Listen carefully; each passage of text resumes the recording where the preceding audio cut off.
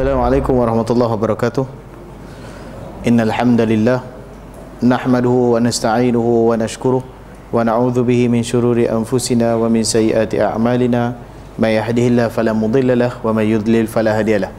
Asyhadu an la ilaha illallah wahdahu la syarika lah wa asyhadu anna Muhammadan abduhu wa rasuluh la nabiyya ba'da. Amma ba'd.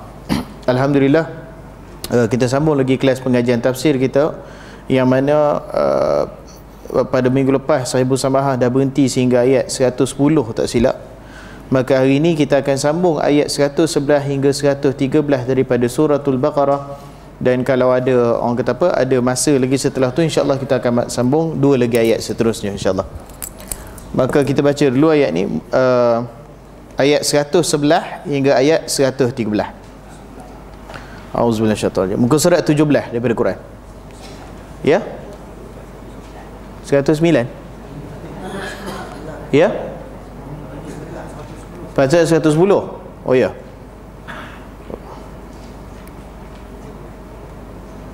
Okey. Dia berhenti sampai 109 je. Okey, tak apa, kita tengok sikit ayat apa ni, ayat 110 tu insya-Allah. Saya buka saya. Oh, ayat 110 ni cuma sambungannya, tapi tak apa, kita baca. Kita baca daripada 110 sampai 113. Auzubillahi minasyaitanir rajim. Wa aqimus salata wa atuz zakah.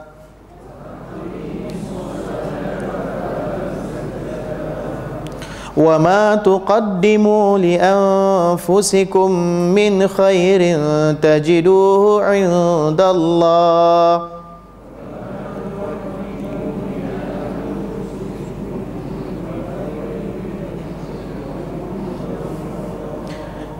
Inna Allah bima ta'maluna basir.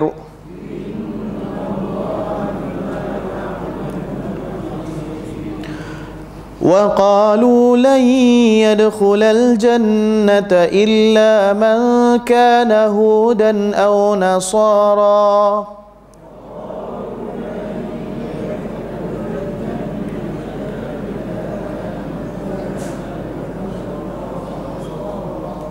Tilka amaniyuhum Qul hatu burhanakum in kuntum sadiqin.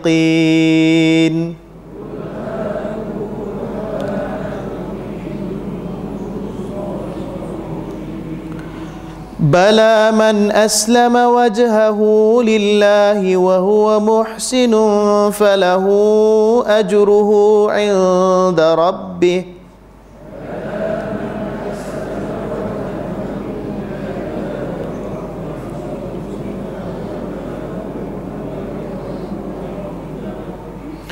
Wala khawfun 'alaihim wala hum yahzanun.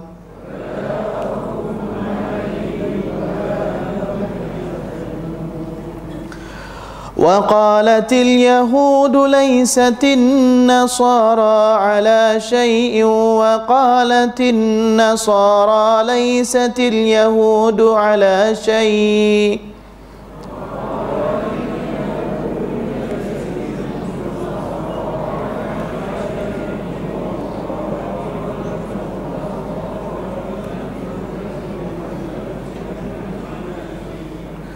وهم يتلون الكتاب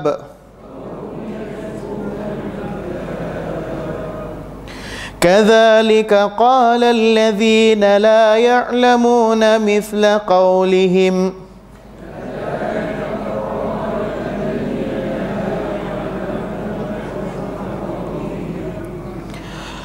فالله يحكم بينهم يوم القيامة فيما كانوا فيه يختلفون.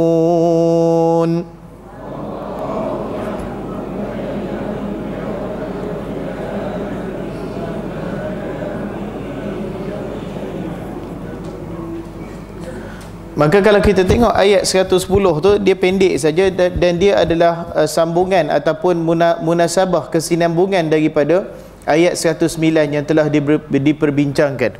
yang mana pada ayat 109 tu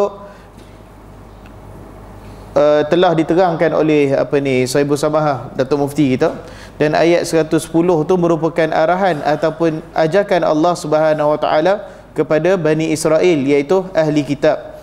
Iaitulah firman Allah Subhanahu Wa Taala, wa aqimus salah, dan dirikanlah salat dan berikanlah zakat, dan apa yang kamu dahulukan bagi diri kamu daripada kebaikan, nescaya kamu akan dapatinya di sisi Allah. Maksud dia apa dia? Segala amal soleh yang dilakukan kalau Bani Israel ni sekiranya beriman sebagaimana berimannya para sahabat radhiyallahu anhum, maka segala amal soleh yang mereka lakukan dekat dunia ni, dia tak akan pergi rugi sia-sia macam tu saja. Tajiduhu indallah, kamu akan dapati ganjaran perlakuan amal soleh kamu itu, kamu akan dapati ianya berada di sisi Allah Subhanahu Wa Taala. Maka ini perumpamaanlah apa yang Allah maksudkan kat sini. Segala amal soleh yang kamu lakukan dekat dunia ni, dia punya ganjaran dia ada di akhirat kelak. Nah, itu yang disampaikan oleh Allah Subhanahu Wa Taala. Dan sesungguhnya Allah sangat-sangat mengetahui, dan sesungguhnya Allah Subhanahu Wa Taala ke atas segala sesuatu yang kamu amalkan, Allah basir, Allah maha melihat. Jadi itu sedikitlah dia punya tafsiran dia, cuma kesinambungan sajalah daripada ayat 109 yang membincangkan berkenaan sambungan bagi Bani Israel. Maka ayat yang seterusnya, ayat yang 111 ni, yang ni satu perbincangan, orang kata tajuk yang baru tapi masih lagi berkenaan Bani Israel, iaitulah ayat ini mereka telah berkata bahawa sesungguhnya tidak sesekali akan masuk ke dalam syurga melainkan mereka yang daripada bangsa ataupun agama Yahudi ataupun Nasara, iaitu Kristian. Tilka amaniyuhum, dan itu adalah sangkaan mereka. Qul hatu burhanakum in kuntum sadiqin, katakanlah hai Muhammad, datangkan kamu punya bukti dakwaan kamu ini jikalau kamu tergolong daripada golongan orang-orang yang benar. Dan kemudian Allah Subhanahu Wa Taala menjawab dakwaan Bani Israel dan juga Nasrani ini. Dia kata bala man aslama wajhahu lillah wa huwa muhsin. Dia kata sedangkan sesiapa yang menyerahkan dirinya, menyerahkan wajahnya kepada Allah Subhanahu Wa Taala sedang dia bersifat ihsan, maka baginya pahala di sisi Tuhannya dan tidak ada ketakutan baginya dan tidak ada kesedihan baginya. Dan orang-orang Yahudi mengatakan bahawa orang-orang Nasrani itu dia tidak berada di atas jalan kebenaran. Dia tidak ada apa-apa, tak ada di atas jalan kebenaran. Wa qalatin nasara, dan orang-orang Nasrani mengatakan Yahudi itu pula laisatil yahudu ala syai'. Orang Nasrani pula mengatakan Yahudi ini dia bukan berada di atas jalan kebenaran. Wa hum yatlunal kitab, sedangkan mereka berdua menyampaikan kitab. Kitab siapa dia? Kitab daripada Allah Subhanahu Wa Taala. Sama. Orang Yahudi berpegang kepada kitab Taurat yang diturunkan kepada Nabi Musa. Orang Nasrani berpegang kepada kitab Injil yang diturunkan kepada Nabi Allah Isa alaihissalam. Dan sepatutnya sebenar-benarnya kitab Injil itu adalah pelengkap bagi kitab Taurat. Maka sepatutnya kalau mereka ni satu kehairanan lah, sepatutnya kalau mereka ni benar-benar memahami ataupun beriman dengan kedua-dua kitab ni, sepatutnya dia tak ada percanggahan di antara keduanya. Maka kemudian kata Allah Subhanahu Wa Taala, sebegitulah kata-kata mereka yang tidak mengetahui apa yang mereka perkatakan, dan sesungguhnya Allah akan memberikan hukumannya di antara mereka pada hari kiamat nanti berkenaan perkara yang mereka perselisihkan.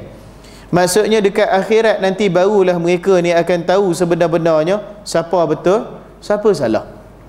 Dan itu secara umum saja, mungkin kalau kita tak faham sangat itu secara terjemahan umum saja.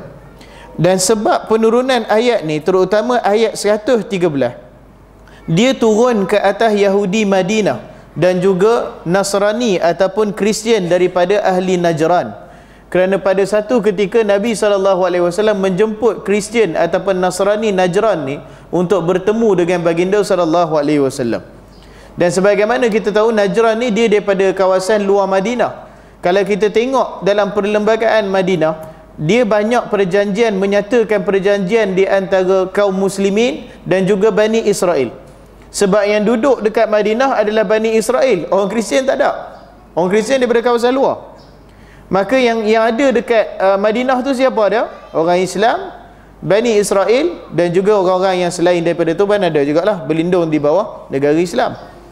Dan Nabi SAW menjemput Kristian Najran ni datang untuk bertemu dengan baginda SAW. Dan ketika mana Nasrani Najran ni menjadi tetamu Nabi SAW, mereka berjumpa dengan Nabi. Maka ketika tu apabila beberapa pendeta Yahudi dengar bahawa orang Kristian ni duk mai jumpa Nabi, mereka pun mereka ni berjumpa, mereka ikut sekali, mereka pun pergi sekali dekat Masjid Nabawi untuk berjumpa dengan orang-orang Kristian ni. Maka bila bertemu ni, mereka duk tengok sama mereka, lalu timbul perbalahan. Maka bila timbul perbalahan tu, orang Yahudi dia kata hampa ni, dia kata orang-orang Nasrani ni, kamu ni semua bukannya tahu apa-apa pun pasal agama. Kamu tak tahu apa, tak tahu kebenaran apa pun, dia kata. Dan kemudian mereka mengingkari dengan Nabi Isa dan Injil. Orang Bani Israel menolak kerasulan Nabi Isa alaihissalam dan juga menolak Injil itu sebagai salah satu daripada kitabullah, kitab Allah Subhanahu wa taala. Dan kemudian balas orang Nasrani, wa qala lahumun nasara, dan orang Nasrani membalas, dia kata kamu ni semua orang Bani Israel, orang Yahudi, kamu ni semua yang tak tahu apa-apa pasal agama, duduk gaduh itu lah. Maka mereka yang lebih hairannya, mereka kufur ataupun mereka mengingkari dengan Nabi Musa alaihi salam dan juga Taurat. Sedangkan Injil itu adalah pelengkap bagi Taurat. Sepatutnya Nasrani itu pun percaya dengan Nabi Musa alaihi salam. Tapi bila dia dah jadi gaduh tu, dia duk orang kata apa? Dia duk tembak Bani Israel. Dia kata apa? Kami tak beriman dengan Musa, kami tak beriman dengan Taurat, kami beriman dengan Isa alaihi salam dan juga dengan kitab Injil. Terbalik dengan orang Yahudi tadi, kami tak beriman dengan Isa, kami tak beriman dengan Injil, yang kami terima apa dah? Cuma Musa dan juga kitab Taurat. Jadi dia duduk bergaduh itu. Maka sedemikian Allah Subhanahu wa taala menurunkan ayat 113 daripada surah Al-Baqarah ini, yang mana Allah menceritakan kisah ni. Allah kata orang Yahudi mengatakan bahawa orang Nasrani itu laisa alai syai', mereka ni tak tahu apa-apa pasal agama. Dan orang Nasrani pun mengatakan perkara yang sama kepada Bani Israel ataupun orang Yahudi. Wahum yatlunal kitab, sedangkan mereka berdua menyampaikan kitab Allah Subhanahu wa taala. Bani Israel menyampaikan Taurat dan Nasrani menyampaikan Injil. Sepatutnya mereka orang kata apa, tahu kebenaran berkenaan keduanya. Kemudian yang secara perkara asalnya, tafsiran yang kita dapat kat sini apa dia? Bahawa sebenarnya Bani Israel dan Nasrani, walaupun ayat ni menceritakan berkenaan Bani Israel bergaduh dengan Nasrani, tetapi secara hakikatnya apa dia? Secara hakikatnya kedua-dua golongan ni, Bani Israel dan juga Nasrani, kedua-duanya mengingkari kerasulan Nabi Muhammad SAW. Isu sebenarnya kat situ. Sebab kalau mereka percaya dengan kerasulan Nabi SAW, kedua-duanya akan mempercayai Isa alaihissalam. Sebab Nabi SAW datang untuk melengkapkan ataupun untuk memberikan pembaharuan kepada ajaran Nabi Isa alaihissalam dan juga Nabi Musa alaihissalam. Kita tengok pada minggu-minggu lepas berkenaan hadis di mana Nabi SAW bersabda, kedatangan aku ni adalah untuk melengkapkan rasul-rasul yang telah datang sebelumku. Umpamanya kalau seorang daripada kamu tengok ada satu rumah yang sangat cantik, yang tak siap cuma ada tinggal satu bata saja lagi, dan kamu berkata alangkah baiknya kalau satu bata ni dilengkapkan, maka kata Nabi SAW, sebegitulah aku ini diutuskan untuk melengkapkan ajaran-ajaran rasul-rasul yang terdahulu. Maka kalau mereka beriman dengan Nabi Muhammad SAW, bahkan fakta menariknya kalau kita tengok, satu-satunya agama selain daripada Kristian yang memuliakan Nabi Isa alaihissalam adalah Islam saja. Tak ada agama lain. Kalau kita tengok agama Hindu ke Buddha ke apa-apa agama lain selain daripada Kristian, termasuk Bani Israel, mereka semua tidak mengagungkan, tidak memuliakan Isa bin Maryam alaihi salam. Satu-satunya agama yang memuliakan Isa bin Maryam ialah Islam. Begitu juga kalau kita tengok satu-satu agama yang memuliakan kedua-dua Isa dan juga Musa alaihim salam, siapa dia? Agama Islam saja. Sebab Bani Israel mereka tidak menerima kerasulan Nabi Isa alaihi salam. Adalah di atas beberapa perkara yang dibawakan oleh Nabi Isa, dia tak berapa setuju. Jadi dia tak suka. Bani Israel ni PR dia, kalau dia tak berapa suka tu dia tolak lah. Dia rasa tak kena dengan selera dia, maka dia tolak. Itu sikap Bani Israel sebagaimana kita tengok tafsir-tafsir sebelum ni kan. Dia punya perangai dia tu memang banyak sungguh. Taurat dia tolak, hukum Nabi Musa dia tolak, Nabi Musa suruh buat benda dia tolak, semua benda dia tolak. Yang benda yang syok kat dia pun dia tolak. Sebagai contohnya, Allah Subhanahu Wa Taala dah kurniakan manna wa salwa. Kita dah tengok tafsir-tafsir yang lepas. Dan manna wa salwa ni makanan yang sangat-sangat istimewa. Tetapi bila mereka makan benda ni, mereka sebut kepada Nabi Musa, kami jemu makan benda ni, boleh tak bagi benda lain? Dan benda lain yang diminta tu bukan apa sangat, bawang, kobis, benda tu kat mana pun ada. Tak perlulah nak orang kata apa, sampai nak dapat keberkatan daripada Allah untuk cari benda tu. Sebab benda tu mana-mana pun ada. Maka secara sambungannya dia kata, dan adalah mereka ini, mereka menjadi sangat-sangat tegah, menjadi sangat-sangat keras, iaitu Bani Israel tak mahu menerima Nasrani. Dan Nasrani juga tak mahu mengiktiraf, bukan tak iktiraf Bani Israel tu, tetapi dia tak mahu iktiraf Nabi Musa alaihissalam dengan Taurat tu. Walhal sepatutnya pengikut Injil, pengikut Nabi Isa percaya dengan Musa dan Taurat. Dan begitu juga Bani Israel bukan tak nak terima Nasrani tu, tapi tak mahu mengiktiraf Nabi Isa alaihissalam dan juga Injil yang dibawakan oleh Nabi Isa alaihissalam. Jadi sebab apa perkara ni jadi macam ni? Disebabkan mereka ini mengikuti dia punya hawa nafsu dia. Maka perkara ni kalau kita tengok kejadian perbalahan di antara Bani Israel dan juga Yahudi ni, dia ada dua perkara yang kita dapat tengok. Yang pertama, tadlil man adahum, iaitu mensesatkan, mereka menyesatkan sesiapa yang memusuhi ataupun tidak bersetuju dengan mereka, dan juga dan dakwaan mereka bahawasanya Allah Subhanahu Wa Taala telah memilih mereka dan nubuwah cuma boleh turun ke atas Bani Israel sahaja. Ini sangkaan Bani Israel. Mereka menyesatkan orang yang tak bersetuju dengan mereka. Maka sedemikianlah orang kata apa, di antara pengajaran yang kita dapat, kalau tak setuju ni tak perlulah sampai sesat lah. Kita kata tak setuju, tak apalah, tak ada masalah lah, tak perlulah orang kata apa sampai ke tahap menyesatkan dan sebagainya. Dan kemudian begitu juga dakwaan Bani Israel bahawa mereka umat yang terpilih, dan bahawasanya nubuwah itu hanya boleh datang daripada Bani Israel. Di atas dasar inilah kita tengok Bani Israel menolak kerasulan Nabi Muhammad sallallahu alaihi wasallam. Malahan sebahagian ahli tafsir mengatakan di antara sebab Bani Israel tolak juga Nabi Isa, sebab apa? Kita boleh fikir sebab apa? Sebab Nabi Isa dia dilahirkan daripada perut mak dia, Maryam. Dia tidak dilahirkan melalui perantaraan suami dengan isteri. Jadi Nabi Isa ni dia tak ada ayah. Ya? Macam mana? Nabi Isa alaihissalam ni dia tak ada ayah. Jadi bila dia tak ada ayah, kalau kita tengok dalam Quran, selalunya Nabi Isa akan panggil ya Bani Israel, dia tak panggil ya Qaumi. Sebab apa? Sebahagian ahli tafsir kata disebabkan dia tak ada ayah tu, dia tak tergolong dalam Bani Israel. Sebab dia tak ada ayah, sebab nasab keturunan diturunkan melalui siapa? Melalui ayah. Jadi dia tak ada ayah, dalam Quran dia panggil ya Bani Israel. Berbanding dengan Nabi Musa dipanggil ya Qaumi. Begitu juga dengan Nabi Nuh alaihissalam dipanggil ya Qaumi. Malahan Nabi Shu'aib, Nabi Hud, Nabi Saleh dan sebagainya, mereka akan sebut ya Qaumi. Tapi Nabi Isa dia sebut ya Bani Israel. Sebab apa? Dia tak ada ayah dan dia tak dinasabkan kepada Bani Israel. Maksudnya dia tu diutuskan kepada Bani Israel, masih lagi macam tu. Cuma dia sendiri tak dikira sebagai Bani Israel sebab dia tak ada ayah. Jadi nasab tu tak turun, nasab Bani Israel tu tak turun pada dia. Dan sebahagian ulama kata ni juga antara sebab kenapa Bani Israel tolak Nabi Isa tu. Sebab dia nak setiap Nabi, setiap Rasul tu cuma dibangkitkan daripada Bani Israel saja. Tapi dia nak pelik.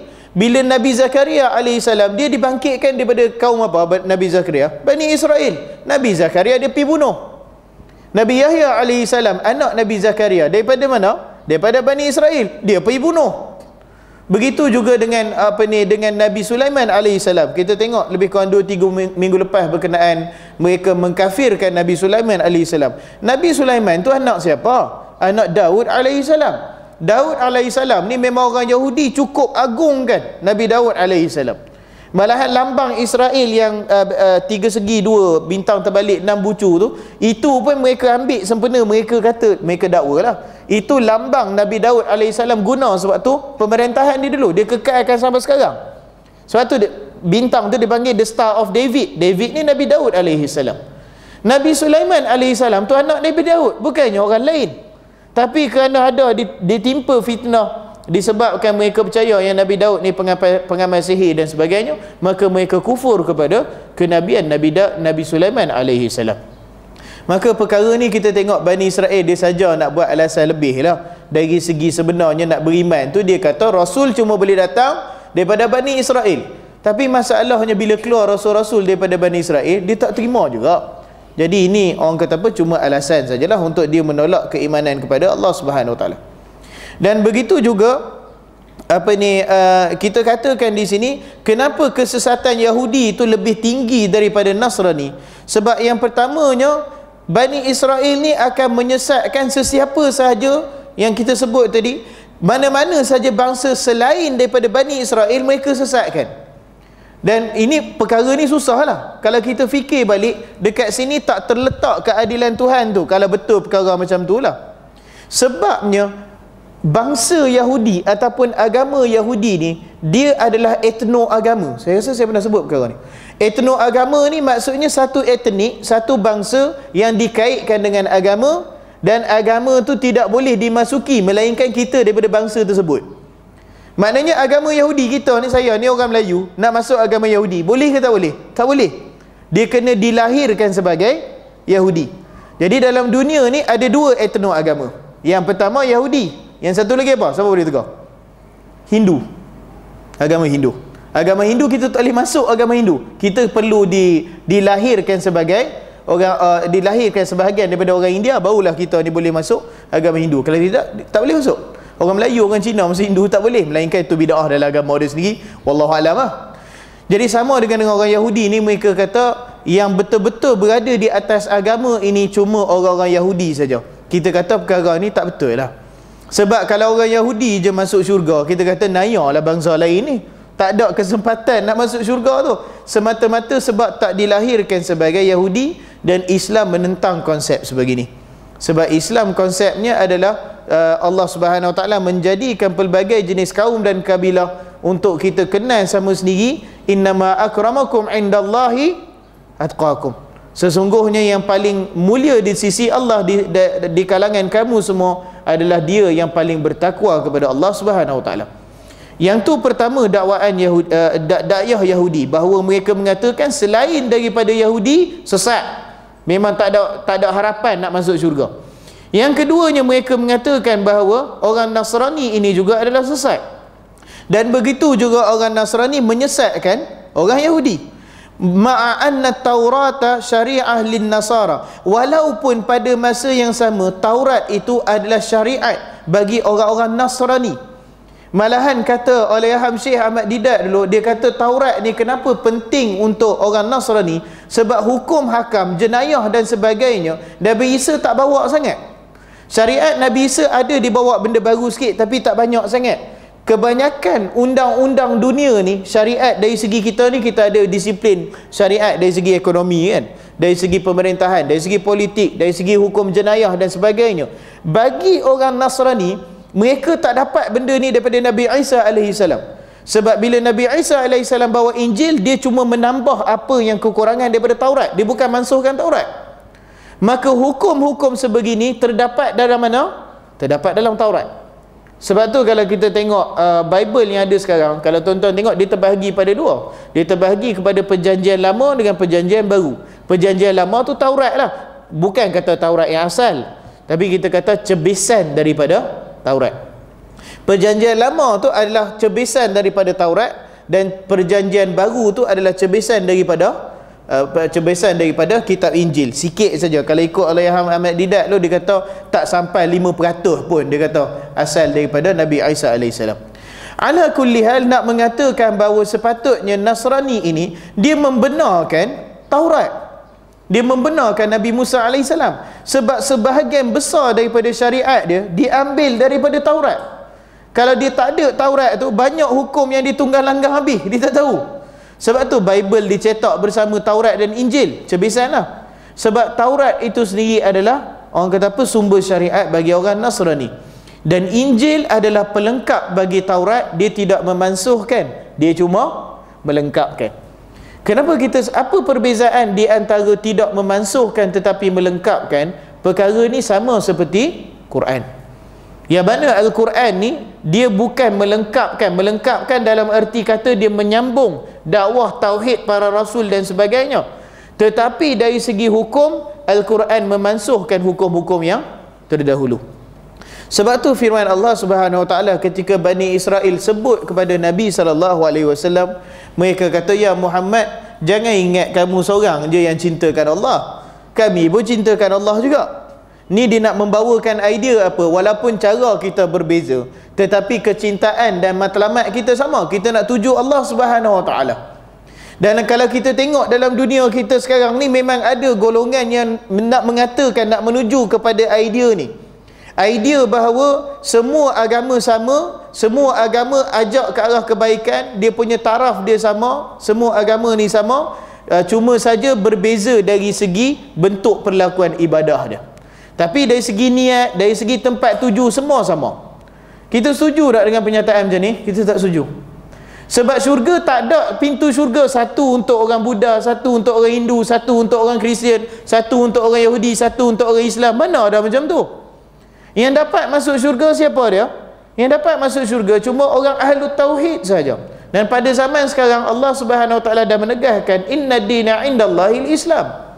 Satu-satunya agama yang diredai di sisi Allah adalah Islam. Jadi dia tak boleh dalam erti kata Bani Israel ni kata, kami pun cintakan Allah, kami pun ibadah kami. Bukannya kami ibadah ke lain, kami ibadah kepada Allah juga. Disebut kepada Nabi macam tu. Jadi kata Nabi SAW, Allah turunkan ayat, Qul, katakanlah hai Muhammad, in kuntum tuhibbun Allah fattabi'uni. Katakanlah hai Muhammad, kalau kamu benar-benar menyintai Allah, fattabi'uni, ikut cara aku, ikut syariat aku. Dan sebab tu kalau kita tengok dalam ayat-ayat yang Allah sebagai contoh ayat 110 tadi, ayat Allah Subhanahu Wa Taala perintahkan kepada Bani Israel, wa aqimus salat, dan dirikanlah solat. Bukannya pada syariat Bani Israel ni tak ada solat, dia ada solat dia. Yang dia duduk berdiri, duduk hinggut kepala macam dekat tepi tembok bukan tembok pengharapan, tembok apa? Tembok morning ni apa maksud dia? Tembok merintih yang dekat Masjid Al-Aqsa tu kan. Itu cara solat dia lah. Yang duduk dia letak, orang kata apa? Letak kain kat kepala, lepas tu duduk hinggut. Itu cara solat dia lah menurut dia sekarang lah. Tapi nak ceritakan pada syariat Bani Israel, bukannya tak ada istilah solat ni, dia dah ada istilah solat. Bukti dia apa? Ketika Nabi Musa AS bertemu dengan Nabi SAW ketika peristiwa Mi'raj, Nabi Musa tanya pada Nabi kan, berapa kali yang syariat solat ni? Dia kata, Tuhan turunkan untuk umatku mula-mula 50 kali.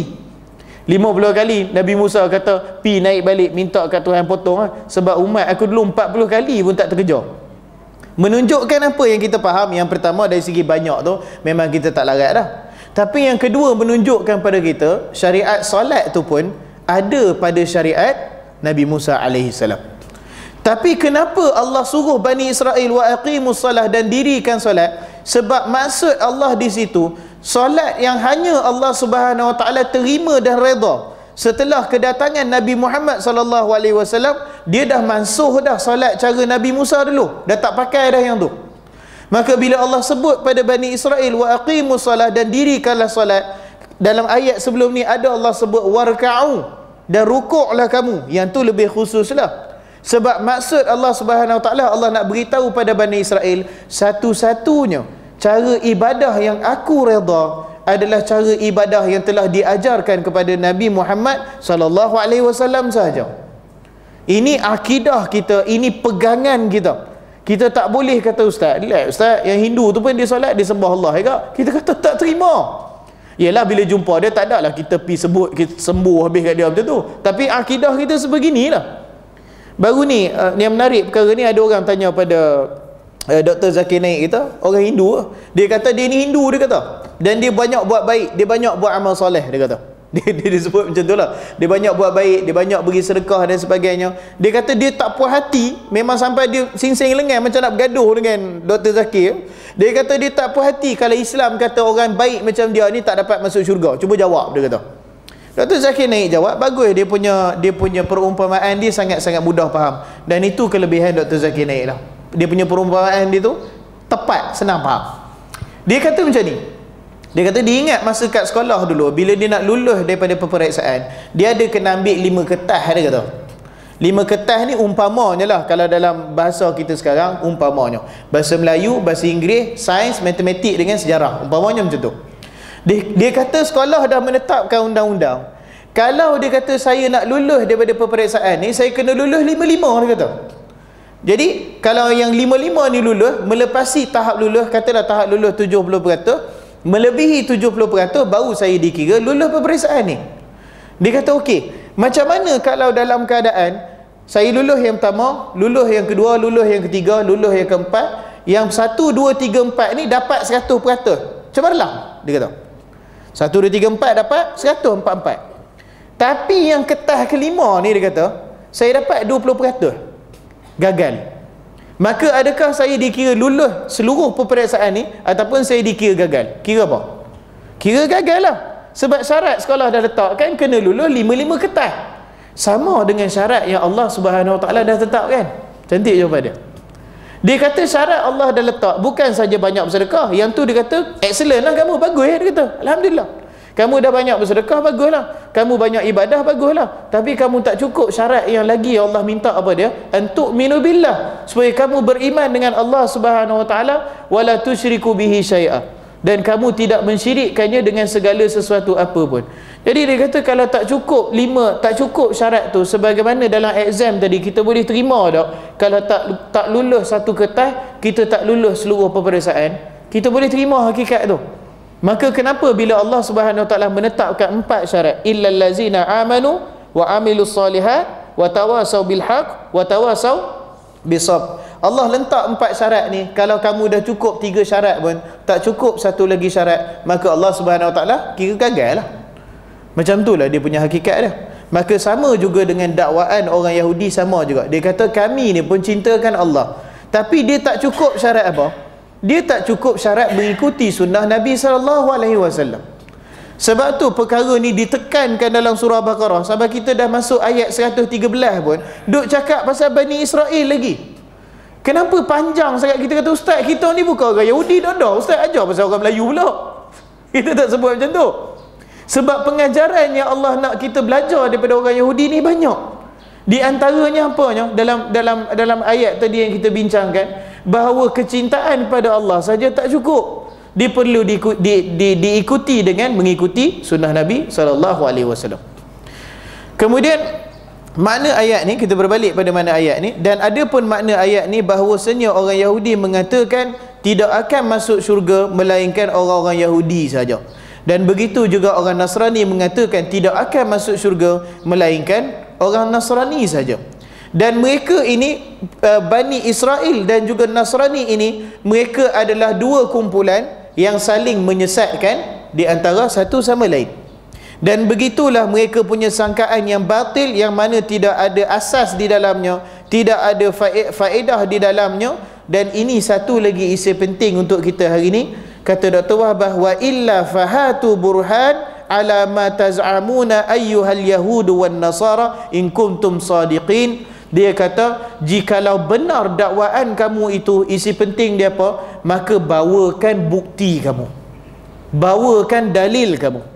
Yang mana kita belajar kat sini, di antara tanda dakwaan yang batil adalah satu dakwaan yang tidak ada dalil. Dakwaan yang salah, dakwaan yang kita tak boleh pegang adalah dakwaan yang tidak disertakan bukti di dalamnya. Dan sebeginilah Islam, satu agama yang menekankan, hatta kita tengok dalam ayat ni pun Allah Subhanahu Wa Taala menekankan apa dia? Menekankan penggunaan dalil. Kalau kamu betul kata yang kamu ni tak masuk syurga melainkan orang Yahudi, mana bukti dia? Mana dalil dia? Orang Nasrani ni pun kata tak akan masuk syurga melainkan orang Nasrani, mana bukti dia? Mana dalil dia? Dan perkara ni siapa yang minta? Allah Subhanahu Wa Taala minta.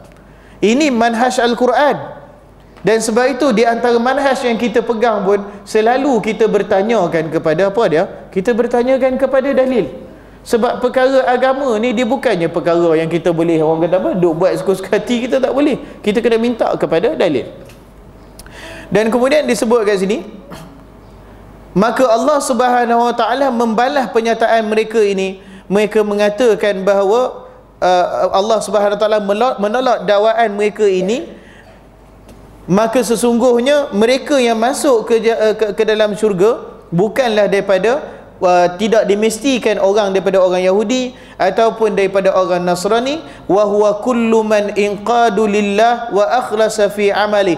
Dan orang yang masuk syurga ini adalah orang yang mengikuti yang mengikuti ajaran Allah Subhanahu Wa Taala dan dia mengikhlaskan diri di dalam amalannya, wa huwa muhsin fi ibadatihi wa amalihi wa i'tiqadihi. Dan begitu juga dia bersikap ihsan di dalam ibadahnya, di dalam amalannya dan juga di dalam i'tiqad dia.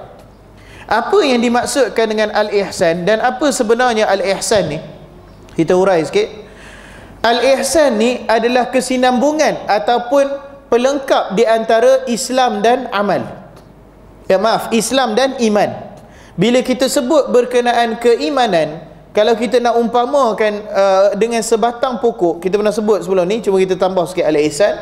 Sepohon pokok tu dia punya keimanan tu adalah dia punya akar dia. Sebab apa kita kata akar? Sebab keimanan ni bila kita sebut iman, perkara pertama yang kita perlu terlintas adalah keimanan kepada 6 rukun iman tu. Jadi keimanan kepada 6 rukun iman tu, benda ni kita tak boleh nampak.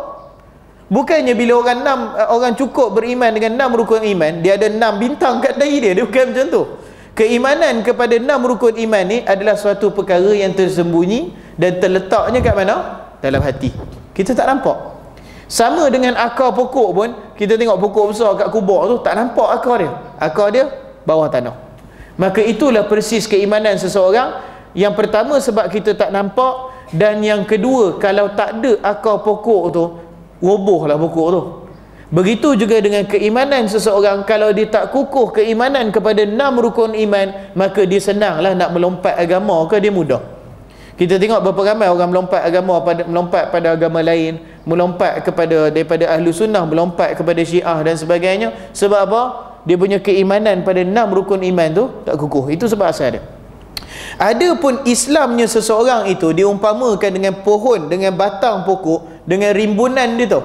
Sebab Islam itu sebagaimana ditakrifkan oleh Nabi SAW, al-Islamu an tashhadu an la ilaha illallah wa tuqimus salah wa tasumu ramadan, kemudian wa tu'tuz zakah wa tuhajjul bait. Islam itu adalah kamu mengucapkan la ilaha illallah Muhammadur Rasulullah dan bahawa kamu mendirikan solat. Orang mengucap 2 kalimah syahadah, boleh nampak tak? Boleh nampak. Sama macam pokok tadi, batang dia dengan rimbunan dia, kita boleh nampak. Orang mengucap 2 kalimah syahadah, nampak tak? Nampak. Orang mendirikan solat, nampak tak? Nampak. Orang puasa, orang zakat, orang haji, semua ni perlakuan yang digelar oleh Islam, oleh Nabi SAW, semua ni dipanggil sebagai amalan anggota zahir badan kita. Kita nampak segala perkara ni. Iman tadi dalam hati, Islam tadi yang kita nampak. Sebab tu kalau kita tengok umpamakan dengan sebatang pohon, iman tu adalah akar dia, Islam tu adalah batang pohon tu dan juga rimbunan dia. Dan kalau tak ada akar dia, daun dia tak boleh tumbuh. Dan kalau tak ada daun dia, akar dia tak boleh jadi kuat. Pasal itu kalau kita nak bunuh pokok, kita duk cantas dia punya daun dia, bagi sebulan keluar cantas, bagi sebulan mati ya pokok tu. Dan sebegitulah juga keimanan seseorang itu perlu disuburkan dengan amal soleh, dan amal soleh itu datang daripada keimanan hati dia. Baik, itu Islam dengan iman. Mana datangnya ihsan? Ihsan adalah pengikat di antara Islam dan iman, dan ini adalah martabat tinggi keimanan seseorang hamba. Ihsan mengikat di antara Islam dengan iman, sebagaimana sabda Nabi SAW, al-ihsan an ta'budallah ka'annaka tarah, fa in lam takun tarah fa innahu yara. Hendaklah kamu beribadah. Ibadah ni adalah amalan anggota zahir. Umpamanya kita nak kata, hendaklah kamu salat kepada Allah, ibadah kepada Allah ka'annaka tarah, yang mana keadaan hati kita seolah-olah kita nampak Allah Subhanahu Wa Taala berada di hadapan kita. Keyakinan yang kita percaya Allah di hadapan kita tu datang daripada mana? Datang daripada hati. Ibadah tadi datang daripada mana? Datang daripada amalan anggota badan. Maka al-ihsan mengikat di antara amalan anggota badan dengan keyakinan hati kita. Sewaktu kita mendirikan solat, kita seolah-olah terasa Allah Subhanahu Wa Taala berada di hadapan kita. Kalau dapat capai tahap tu, itulah kata Nabi SAW dan firman Allah dalam ni, wa huwa muhsin, dan dia adalah orang yang ihsan. Apa dia ihsan? Beribadah kepada Allah seolah-olah kita nampak dia. Wa illam takun tara fa innahu yara. Dan ketahuilah, jikalau kamu gagal buat sedemikian, gagal nak rasa sedemikian, ketahuilah bahawa dia sentiasa melihat kamu. Itu dia al-ihsan. Kemudian secara akhirnya yang kita sentuh sikit hari ini adalah apa yang dapat kita pelajari daripada kisah perbalahan di antara Yahudi dan Nasrani ini. Bahawasanya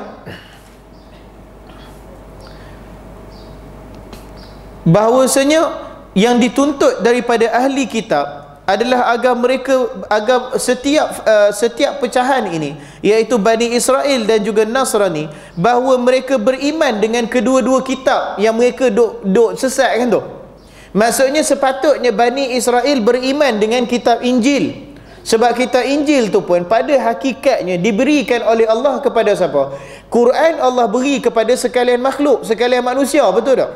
Manusia guna Quran, orang India guna Quran, orang Yahudi guna Quran, orang Bani Nasrani guna Quran, orang Nusantara guna Quran, hatta jin pun guna Quran juga. Quran tu Allah Subhanahu Wa Taala berikan kepada sekalian manusia. Itu keistimewaan Al-Quran. Adapun Injil tu pada hakikatnya Allah berikan kepada siapa? Allah beri kepada Bani Israel. Sebab Nabi Isa AS diutuskan kepada Bani Israel, bukan kepada sekalian umat.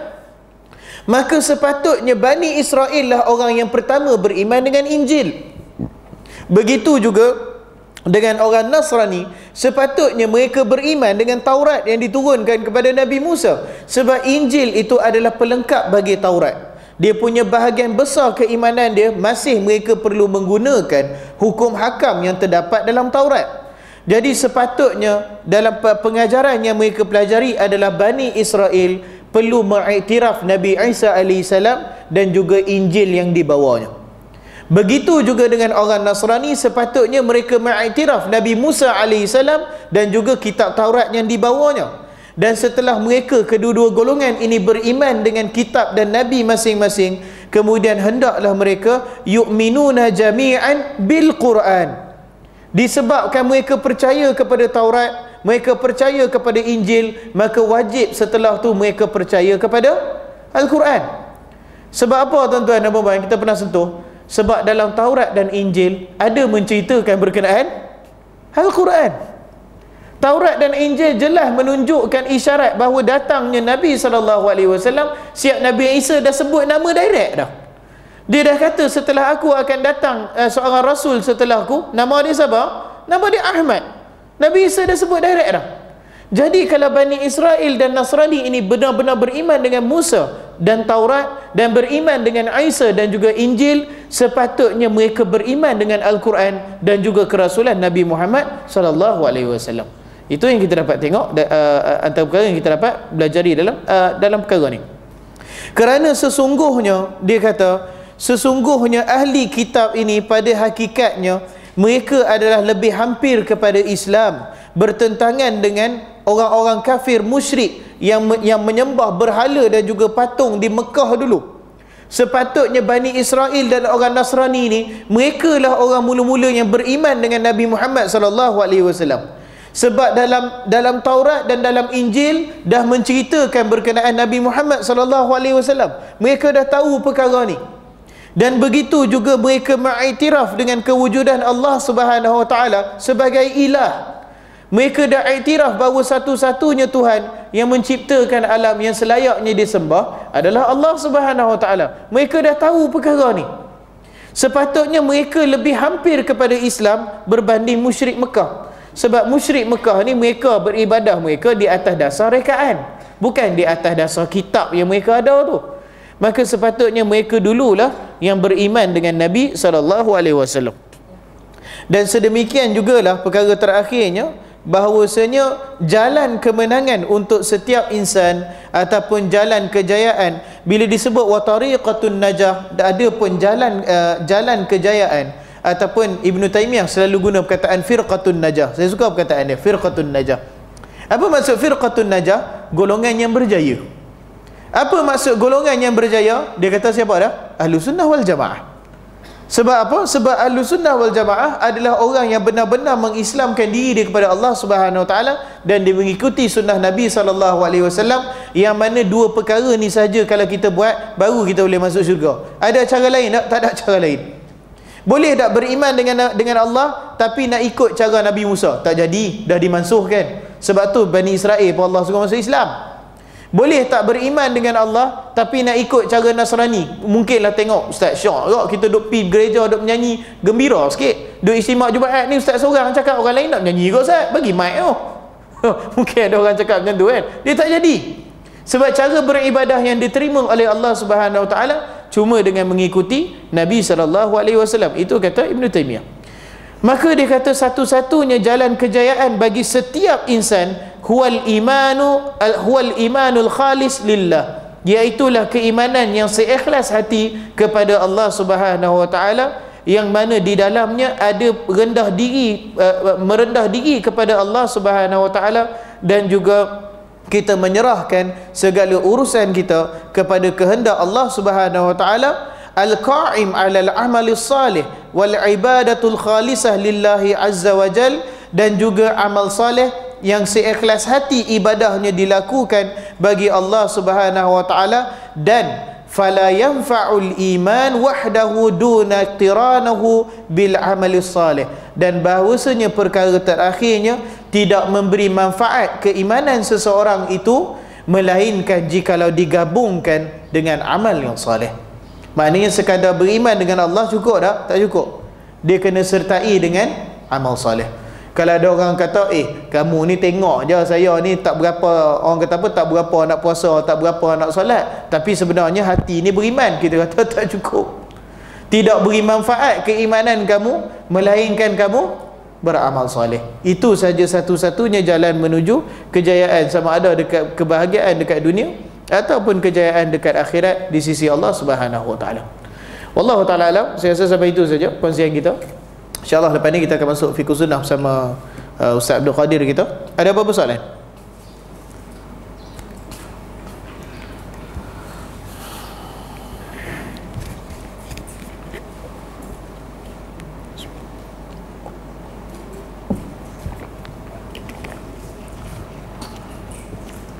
Tak ada soalan Faham Tak? Faham Alhamdulillah. Bolehlah sikit-sikit. Baik, kita akhiri dengan tasbih kafarah. Ya, ada soalan? Ya.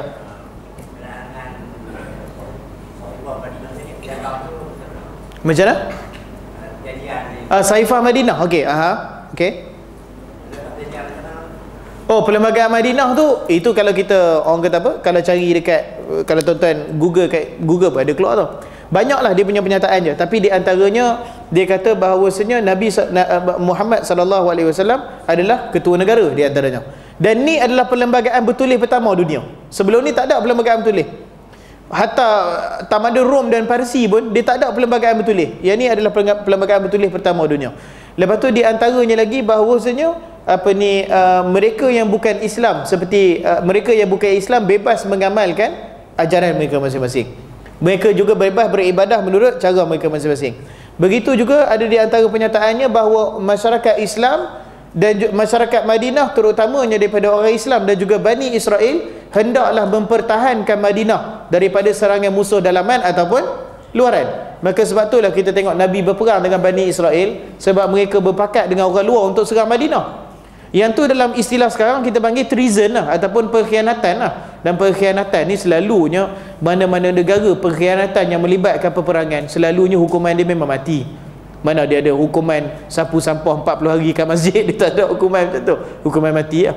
Jadi dia punya perlembagaan Madinah tu banyak lah dia punya tu, tapi itu di antaranya. Dan perjanjian perlembagaan Madinah tu kalau kita tengok, memang banyak perjanjian di antara orang Islam dengan Bani Israel. Nasrani tak berapa sebut kat situ. Sebab apa? Macam saya sebut tadi, Nasrani tak ada dekat apa ni, Madinah.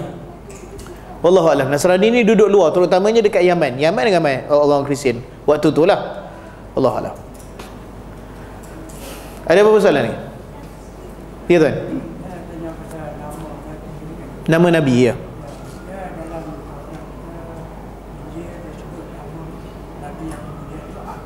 Ya. Ya. Oh, dia tak ada perbezaan. Nama asal yang apa? Nama asal yang diberi kepada Nabi memang Ahmad pun. Memang Ahmad pun. Dan memang nama bila diberi nama Ahmad ni, memang ni satu nama yang masyarakat Arab tak berapa biasa dengan nama Ahmad. Dia seorang je nama Ahmad. Satu kalau kita tengok sejarah Nabi, kalau kita tengok Abdullah, ada tak orang nama Abdullah? Ramai.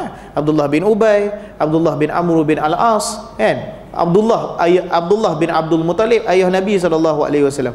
Begitu juga kalau kita tengok contoh nama Muawiyah. Muawiyah ada banyak. Muawiyah bin Abi Sufyan, Muawiyah bin Salmi Al-Ahkam, banyak. Tapi nama Ahmad Nabi seorang lah. Memang ini di luar kebiasaan orang Arab lah diberi nama tu.